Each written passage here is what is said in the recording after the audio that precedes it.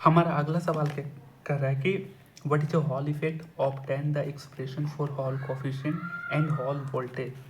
तो इसके थ्योरी, इसके नोट्स पर जाने से पहले हम समझते हैं कि ये हॉल इफेक्ट होता क्या है। बहुत ही खूबसूरत इफेक्ट है। यहाँ पे क्या कर रहा है कि हॉल इफेक्ट बेसिकली ये होता है ना कि अगर किसी वायर में, बेसिकली ये वायर है, ठीक है, ये वायर मान लो एक कंडक्टर है, किसी वायर में अगर करंट फ्लो हो रही है और उसी में अगर हम परपेंडिकुलर मैग्नेटिक फोर्स भी लगा रहे हैं, ठीक है, तो किसी वायर में करंट फ्लो हो रही है, उसी के परपेंडिकुलर मैग्नेटिक फोर्स भी लगा रहे हैं, तो एक electric field, transverse electric field generate हो जाती है इस कंडक्टर में, जिसका डायरेक्शन जो होता है इन दोनों फोर्सेस के, सॉरी, इन दोनों करंट और मैग्नेटिक फील्ड के डायरेक्शन के परपेंडिकुलर होता है, यानी कि इस डायरेक्शन में उस ट्रांसवर्स इलेक्ट्रिक फील्ड का डायरेक्शन होता है। फिर जैसे यहाँ पे देखें कि यहाँ पे अगर हम करंट अप्लाई कर रहे हैं एक्स डायरेक्शन में, ठीक है, और वाई डायरेक्शन में हम मैग्नेटिक फोर्स अप्लाई कर रहे हैं, तो ट्रांसवर्स इलेक्ट्रिक फील्ड जनरेट होता है जो जिसका डायरेक्शन इन दोनों डायरेक्शन के परपेंडिकुलर होता है, ठीक। इसी इलेक्ट्रिक फील्ड को, ट्रांसवर्स इलेक्ट्रिक फील्ड को हम हॉल फील्ड बोलते हैं, जिसको ई एच से डिनोट करते हैं, ठीक है। तो यही फिनोमिना यानी कि द प्रोडक्शन ऑफ या produces of transverse electric field, ये फिनोमिना कहलाती है हॉल इफेक्ट। तो बहुत सिंपल है, यानी कि करंट के परपेंडिकुलर मैग्नेटिक फील्ड जा रही हो तो उसमें ट्रांसवर्स इलेक्ट्रिक फील्ड आता है जिसको हॉल फील्ड बोलते हैं। अब यहाँ पे ध्यान देने की ज़रूरत है। देखो, मैग्नेटिक फोर्स का फॉर्मूला क्या होता है, Q into v cross v होता है, ठीक। तो यहाँ पे देखना कि जो मैग्नेटिक फोर्स है और इलेक्ट्रिक फील्ड जनरेट हो रहा है, बेसिकली इसमें जो इलेक्ट्रॉन यानी करंट जो फ्लो हो रहा है, तो इलेक्ट्रॉन का डायरेक्शन कहाँ होगा, इसमें करंट जो फ्लो हो रहा है इस कंडक्टर में, इलेक्ट्रॉन का डायरेक्शन अपोजिट साइड में होता है। आपको पता होगा कि यहाँ पे अगर करंट फ्लो रहा है तो इलेक्ट्रॉन का डायरेक्शन अपोजिट साइड्स में होते हैं। तो बेसिकली यहाँ पे इलेक्ट्रॉन इस साइड में मूव कर रहे हैं, ठीक है, पूरे कंडक्टर में, ठीक। यहाँ पे जो मैग्नेटिक फोर्स एक्सपीरियंस कर रहा है ये इलेक्ट्रॉन, तो फ्लेमिंग के लेफ्ट हैंड रूल अगर यहाँ पे अप्लाई करा जाए तो ये जो इलेक्ट्रॉन का भी कुछ डायरेक्शन आएगा। जाहिर सी बात है ना, इलेक्ट्रॉन पर मैग्नेटिक फोर्स लग रहा है तो मैग्नेटिक फोर्स किस डायरेक्शन में, तो जब फ्लेमिंग का लेफ्ट हैंड रूल लगाओगे ना तो जो इलेक्ट्रॉन जो है ये इसका डायरेक्शन भी इसी डायरेक्शन में आ जाता है, जेड के ही डायरेक्शन में। तो जेड के डायरेक्शन में आएगा, मतलब कि ये जो है ये स्लेब का जो ये सरफेस है ना, ये सरफेस इस पे जाकर एक्लुमेट हो जाएगा। जो नेगेटिव चार्जेस, इलेक्ट्रॉन या नेगेटिव चार्जेस सरफेस के इस साइड पे एक्लुमेट हो जाएगा, और जो पॉजिटिव चार्जेस है ये स्लैब के उस फेस पे जाकर एक्लुमेट हो जाएंगे। ये बेसिकली हो रहा है मैग्नेटिक फोर्स के प्रेजेंस में, इलेक्ट्रॉन का डायरेक्शन में, ये नेगेटिव इस साइड और पॉजिटिव उस साइड। तो यहाँ पे देख रहा है कि एक पोटेंशियल डिफरेंस भी क्रिएट हो रहा है। तो जो पोटेंशियल डिफरेंस क्रिएट हो रहा है इसको हम हॉल वोल्टेज बोलते हैं, ठीक है। हॉल वोल्टेज को हम VH से डिनोट करते हैं, ठीक। तो ये एक बेसिक सा फंडा समझ में आया जो कि बहुत आसान है।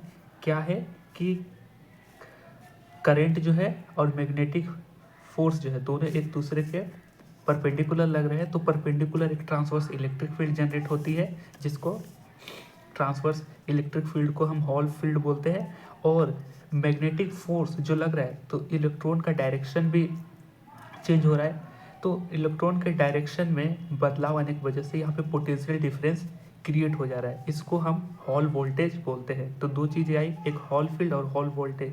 और जो फिनोमिना है इलेक्ट्रिक फील्ड जनरेट करने का, ठीक, ये फिनोमिना हॉल इफेक्ट कहलाता है।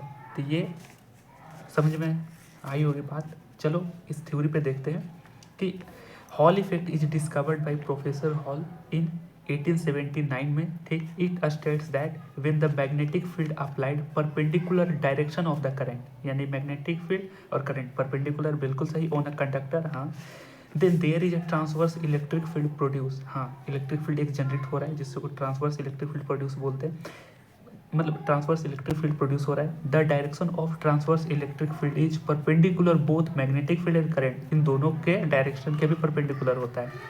तो this effect is called Hall effect. ये जो फिनोमिना हो रही है, ठीक है। And the produced transverse electric field is called Hall field and the potential difference developed on the conductor is called Hall voltage. तो ये हमने भी देखा पोटेंशियल डिफरेंस भी क्रिएट हो रहा है यहाँ पे। तो बेसिकली यहाँ पे देख सकते हैं, यहाँ पे एक कंडक्टर है और करंट के अपोजिट डायरेक्शन में इलेक्ट्रॉन का मूवमेंट होगा।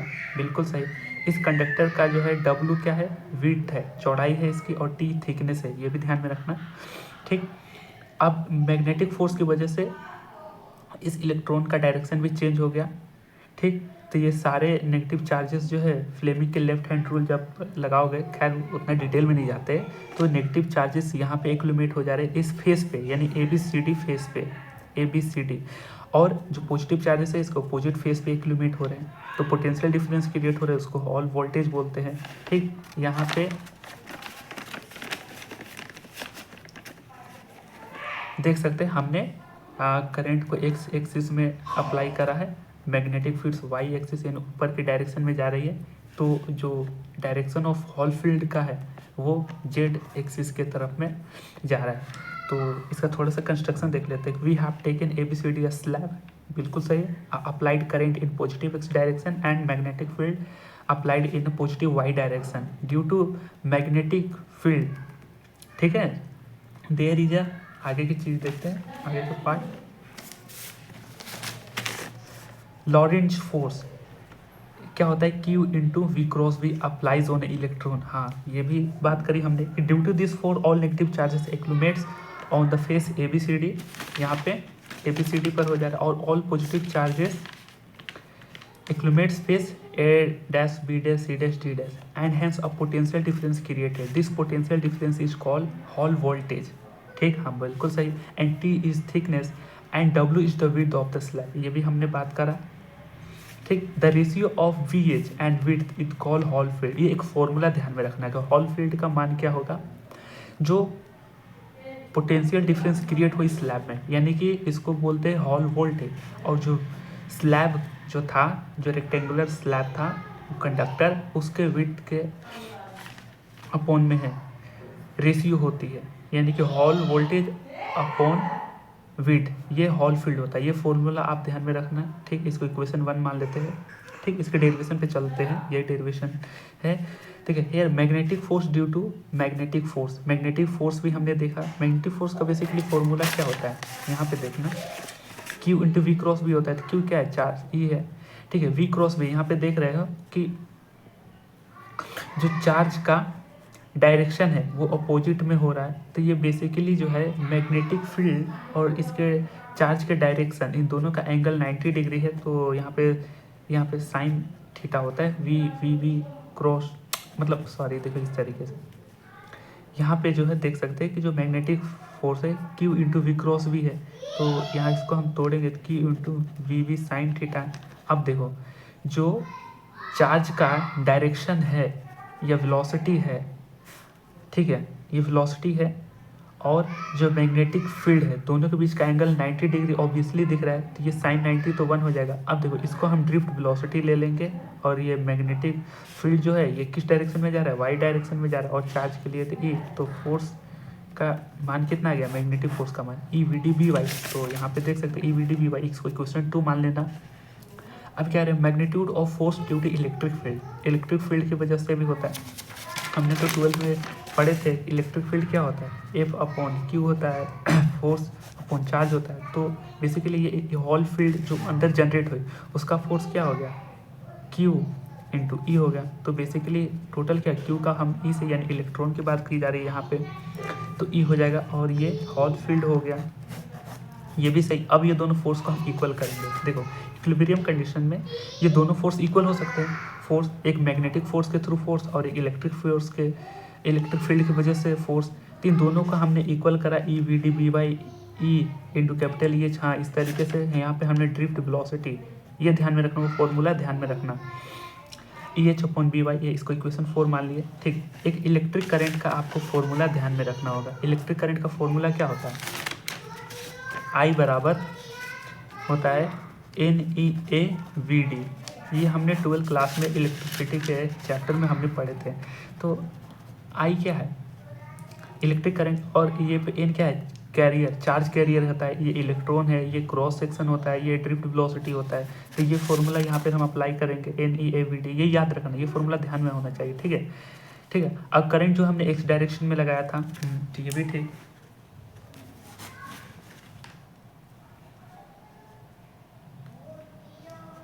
अब देखो यहाँ पे जो एरिया है बेसिकली, तो स्लैब का एरिया क्या आएगा, उसकी जो विड्थ है और थिकनेस है। यहाँ पे देखो ये जो स्लैब है इसका विड्थ क्या है, W है, और इसका T क्या है, थिकनेस T है। तो इन दोनों को मल्टीप्लाई करेंगे तो ये एरिया जो हमारा है वो निकल के आ जाएगा। बिल्कुल सही। तो यहाँ पे हम क्या लिख सकते हैं, INEAWT VD, यहाँ से हमने VD को लिया तो I/NEWT इक्वेशन 5 मान लिया, ठीक। इसको हमने इक्वेशन 4 माना था, यहाँ पे देख सकते हैं। अब इन दोनों इक्वेशन को 4 और 5 को, ठीक, इन दोनों को इक्वल करेंगे, ठीक। आगे के सॉल्यूशन देखें, यहाँ पे फ्रॉम इक्वेशन 4 एंड 5 से ये दोनों इक्वल कर दिया, EH/BY is equal to IX/NEWT। यहाँ पे इक्वेशन 1 में हमने क्या माना था कि जो हॉल फील्ड का जो वैल्यू होता है वो हॉल वोल्टेज अपॉन और स्लैब का जो विड्थ है उसके बराबर होता है, जिसको हमने इक्वेशन 1 माना था। ये फॉर्मूला आप ध्यान में रखना। तो बेसिकली हमारे सारे वैल्यू आ गए।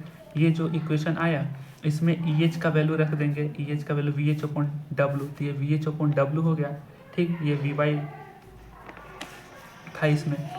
इसके बाद यहाँ पे 1/NE को एक साइड हमने कर लिया और बाकी जो चीज़ थी उसको एक साइड हमने कर दिया, ठीक। यहाँ से IX जो एक डायरेक्शन में करंट फ्लो कर रहा था, ये W से W मर गया, तो जो चीज़ बची उसको हमने नोट डाउन कर दिया। ये Hall voltage upon VY is equal to 1/NE IX/T हो गया, ठीक ना। ये 1/NE है, इसी को ही हम हॉल कोफिशिएंट बोलते हैं। तो हॉल कोफिशिएंट का बेसिकली वैल्यू क्या है, VHT/BY IX। तो here 1/NE is called Hall coefficient. तो हॉल कोफिशिएंट का ये फॉर्मूला आ गया, VHT/BY IX।